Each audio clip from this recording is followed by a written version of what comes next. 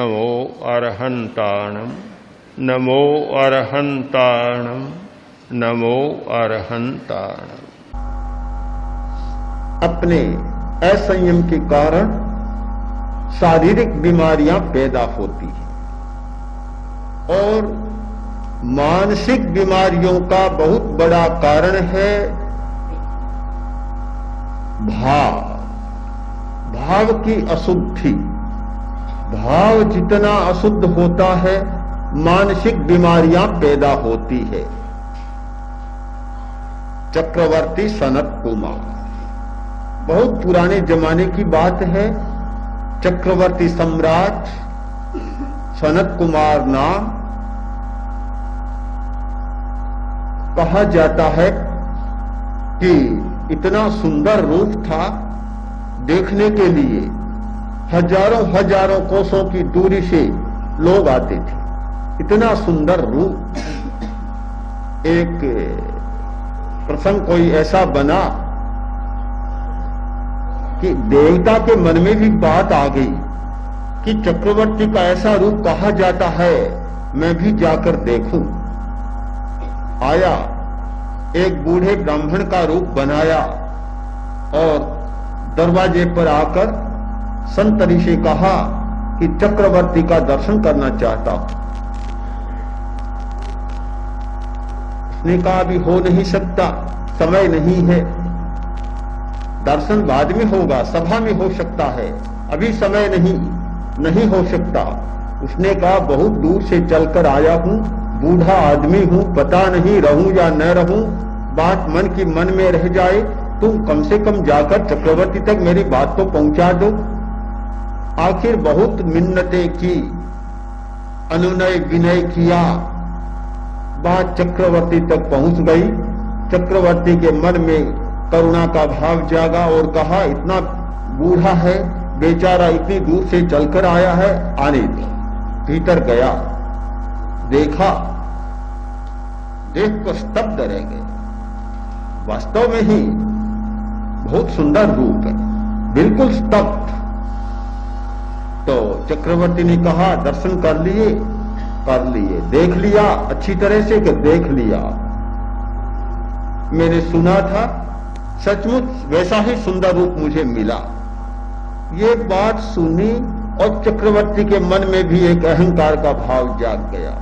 बहुत कठिन बात है कि प्रशंसा सुने, प्रशंसा की बूंदें गिरे और अंकुरा न फूटे, बहुत कठिन बात है।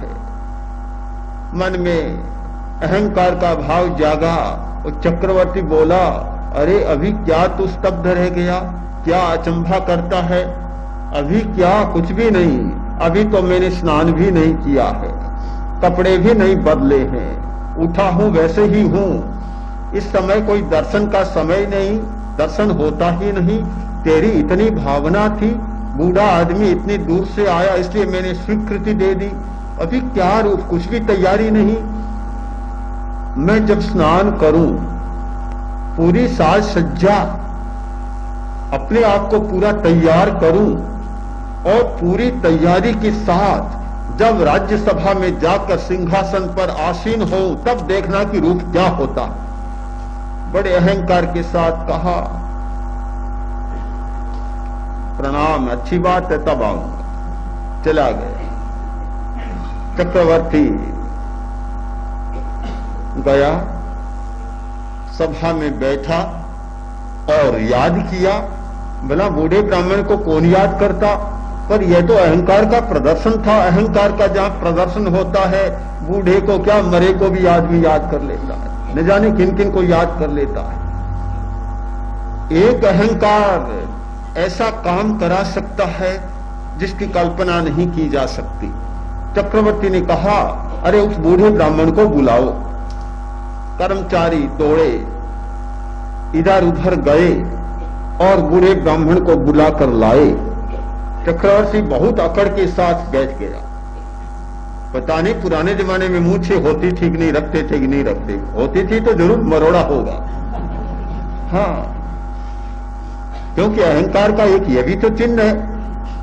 यह राजस्थान में तो प्रसिद्ध बात है, कहा जाता था कि मुंह की इतनी मरोड़ के नींबू ऊपर टिक जाए। अहंकार का एक प्रदर्शन होता है, गर्दन भी टेढ़ी हो जाती है, बिल्कुल अकड़ जाती है।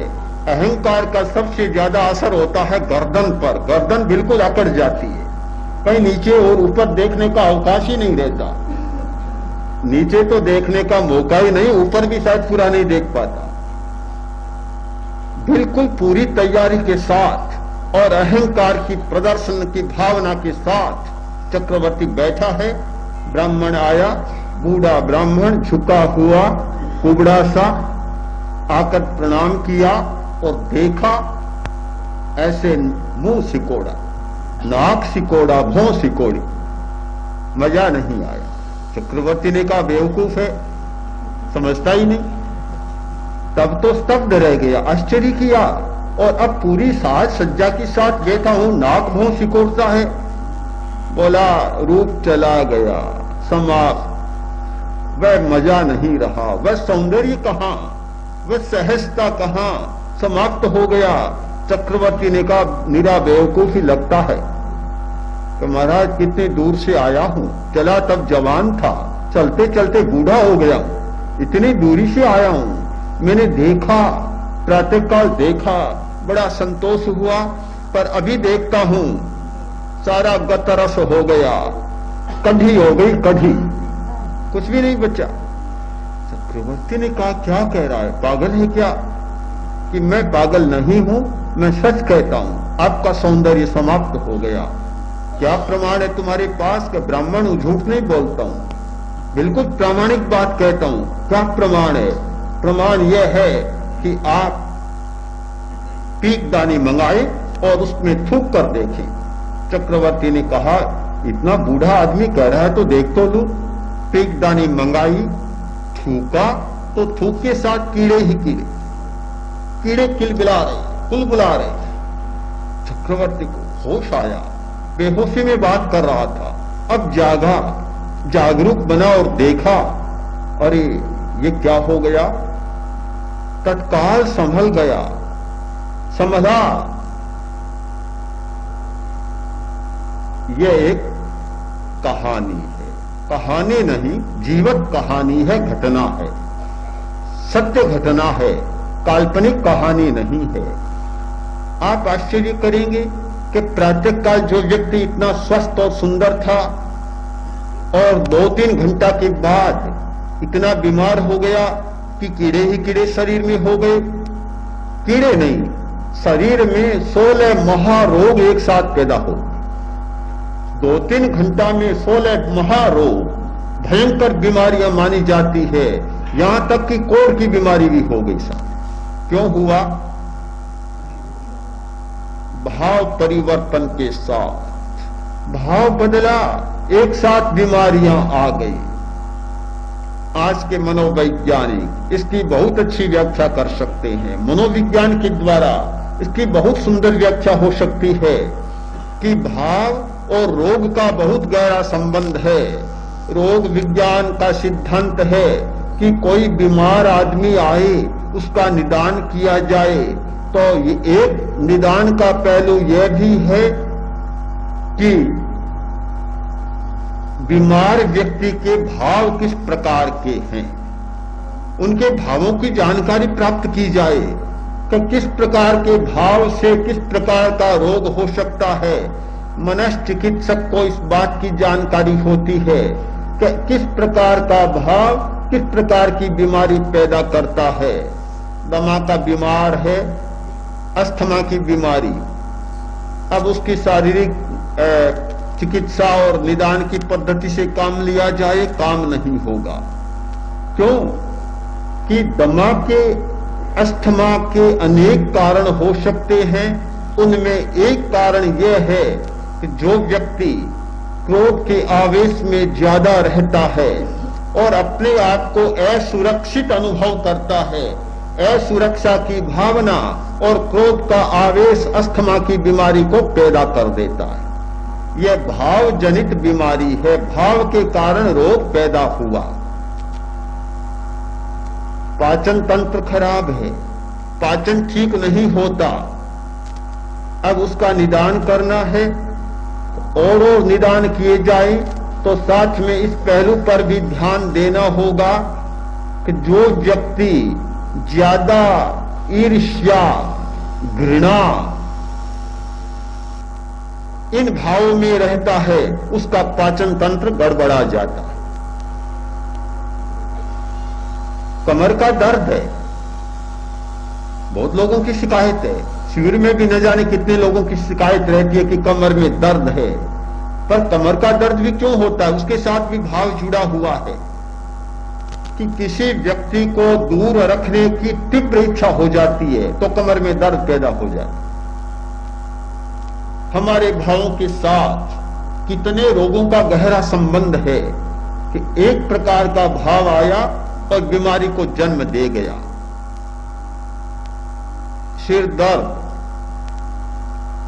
माइग्रेन, भयंकर सिर दर्द जिसको आधा शीशी कहते हैं, आधा शीशी की बीमारी, माइग्रेन की बीमारी क्यों होती है कि मन में कोई घुटन है, कोई बात है, कहने की हिम्मत नहीं, ताकत नहीं, मन ही मन में बात को घोटता है, माइग्रेन की बीमारी हो जाती। हमारे भावों का इन बीमारियों के साथ कितना गहरा संबंध है।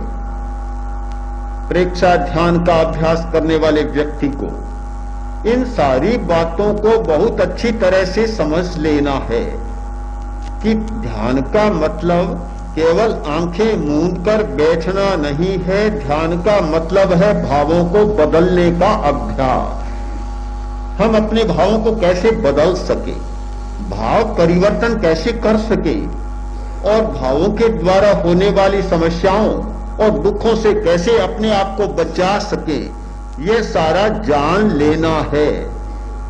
ये जाने बिना ध्यान का पूरा अर्थ समझ में नहीं आता।